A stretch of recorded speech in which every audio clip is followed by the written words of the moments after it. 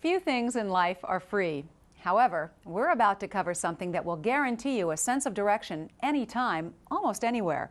It's also environmentally safe, never has a power failure, and doesn't cost a penny. Of course, what I'm talking about is the Earth's magnetic field. You've heard of that, right? It's those little invisible lines of force that encircle the Earth from one magnetic pole to the other. Unfortunately, the magnetic poles are not co-located with the geographic poles. While this is inconvenient, it's not a big problem. We know where the magnetic poles are. They're not going anywhere fast, and they sure can't hide from us. Directions referenced to the geographic poles are called true, while those referenced to the magnetic poles are called magnetic. Pretty clever. The number of degrees difference between magnetic and true direction is called variation. This is not an error. It's a completely predictable value, and it affects all compasses at the same location exactly the same way. You'll learn how to deal with this when you study navigation. If suspended relatively free of friction, magnets like to line up parallel with the lines of magnetic force.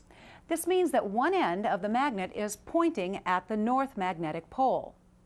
Instrument designers have mounted the magnets in your Skyhawk's compass on a float that's balanced on a pivot in a liquid-filled bowl. This has the combined benefit of reducing friction so that the magnets can align themselves with the lines of magnetic force, while dampening motion due to rough air. The designers added a skirt to the float so that the numbers could be displayed vertically, and then put a glass window in the bowl so that you can read them against a lubber line engraved on the glass.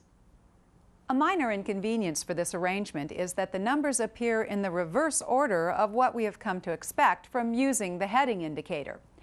Remember, when using the magnetic compass, that the magnet inside wants to keep pointing to magnetic north. In other words, it's motionless.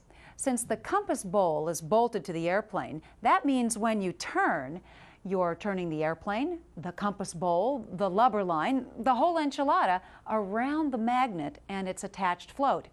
Ideally then, this implies that the magnetic needle in your compass is just going to sit there behaving itself, like a good little needle, and pointing to magnetic north.